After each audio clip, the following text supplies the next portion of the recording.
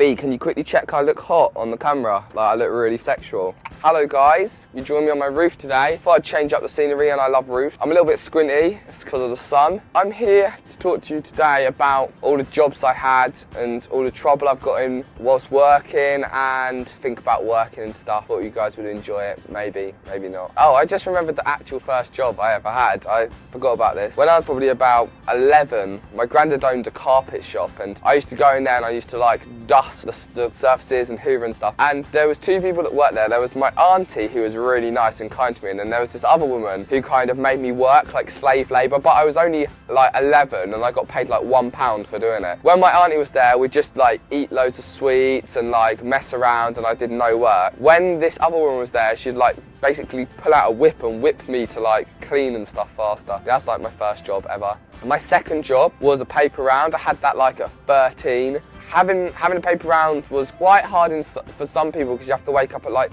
6:30 in the morning, but I like waking up early, so that was okay. But I used to do this thing where, because I knew my route so well, I'd get home and I wouldn't be able to remember the last 5 minutes, and I'd cross like 8 like main roads. I'd like delivered 7. I'd have to look in my bag and be like, I do not remember delivering any of them papers, because I must have been tired, number one, and I must have also like learnt my route so well I could just remember it and just do it. The next job I had after my paper round was in like a screen printing place, which means like they can like make like print signs and t-shirts and stuff like that. And when I was there, I got to make my own t-shirt line, and that was kind of cool. Like I love designing stuff, and that was awesome. My job after that was in a call centre where I had to answer the phone and like try and sell people car parks at airports. Like really dumb job. And I found it really boring, so I used to just like play Game Boy whilst I was on the phone and like do Rubik's Cubes and watch YouTube videos and stuff like that. And then I got fired. And I used to always like take trips to and from the coffee machine, so like I did less work. Like I put myself on hold, go to the coffee machine, get a coffee, and then come back and then start again. My job after that was in a coffee shop, and I literally just terrorised there. I used to drink loads of coffee until I got like really hyper, and then I'd just like, we had these little espresso glasses that were really hard to break. So we used to play this game, like how hard you could throw them at the floor and see how high they'd bounce without smashing, but they'd smash sometimes. And then one time I put loads of washing up liquid inside the dishwasher, and then I turned it on and then it all like foamed out, and then it all went on the floor, and it was like really deep with foam. It was really fun. The next job, oh yeah, I worked in a supermarket for like quite a few years when I was at college, and I hated doing that job. We used to have like lots of different games we'd play. Like my favourite one was, you're on a till and you're like working and you really are fed up of working. So what you do is you pull all the wires out of the back of your till until the whole till broke, and then you'd be like, oh, my till just broke, I'm so sorry.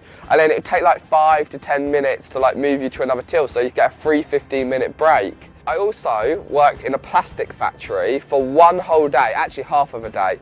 I went there and it was this huge factory, like I'm not joking, it was massive. There was 3 people that worked there, and you could literally get lost in it. And I went into this one room and there was just stacks of these like plastic pellets everywhere. There was like these wheels of like plastic saran wrap getting like spun on really quickly, and he's like, you see that?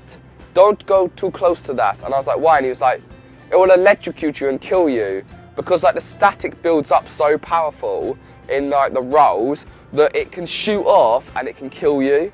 I worked in another call centre, and it was for old people, like old people who wanted insurance on their cars. So it was really fun, because I got to speak to old people all day, and I love old people. And like they were so funny. Like one time this man rang me up and he was like, oh, I need to make a claim on my car. And I'm like, okay, yeah, what happened? And he was like, I filled my car with petrol and it was a diesel car. And I was like, oh, that's okay, we can put a claim in, we can get it fixed, we'll send someone out to you. And he's like, oh no, I drove it home, and when I got home, I got the Hoover, and I put the Hoover inside the petrol tank to try and drain it, because I thought it'd be too expensive to get it done by someone else. And the petrol went into the gas, if you're American, went into the Hoover. Electricity and petrol don't really mix, caught on fire, went back up the hose into the tank, and his car blew up. Then I had a few jobs abroad. I worked in Italy, and my job was to put up tents, like, I don't know, in like a camp. And then I had to take the tents down, and that was my job. But I got to be in Italy. That's not how you speak English. I got to live in Italy. It was cool because I could live in Italy. I had a job in Greece, and I was a hotel entertainer, and like that was a weird job. And like kids and people would come there, and I got to play like games with them, like football and basketball, and do shows and stuff. It was pretty good, but then I snapped my wrist in half on a quad bike, and then I had to go home. Then when I got home, I was like kind of cast like this up here, like. So I started making Facebook pages, and I made this code where like, do you remember them Facebook pages where it said like this page and it will show you this picture? I don't know if you remember that, but I did that, and I've done this one page. It was like 20 Facebook smileys you didn't know about, or something stupid. I don't know, I was bored. And it got like 2.5 million likes in like 2 days. And then what I did was I'd post statuses about these sites like that would have like referral systems and surveys and stuff. And then people would fill out the surveys, they would make money, and then I'd also make money, which was kind of cool, like for referring them. And that was when I was younger, like 16 or something. So it was a really cool way to make money when I was younger. The cool thing about doing this was it wasn't one of these get rich quick schemes. It was like, I don't know, you just got paid a bit for doing a bit, and it didn't take up much time. And you could choose to get paid or like get gifts, and all you had to do is kind of like give your own opinions. I remembered the site, and I put the link in the description below. So if you want to give it a go and get some money, I'm all for people earning stuff. Check the description below. After that, I didn't have any more jobs. I mean, I make YouTube videos now, and it's awesome. Like, I don't know, I was fed up of like working for other people, and I don't know.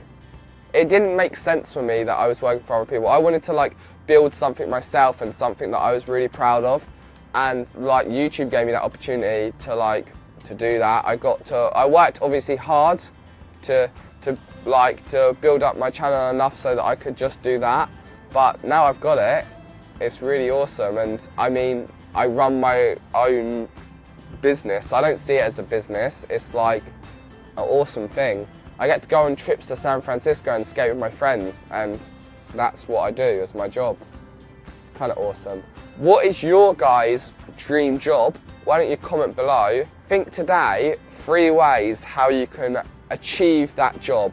I mean, if you want to be a photographer, do you need to watch some videos on YouTube about how to do photography? Do you need to go to like your local area and find a photographer who can like maybe take you under their wing for a bit? I don't know. Think of 3 ways how you can achieve your dream. I hope this video wasn't boring. I love you loads, and I will probably see you next week for a prank. Peace out.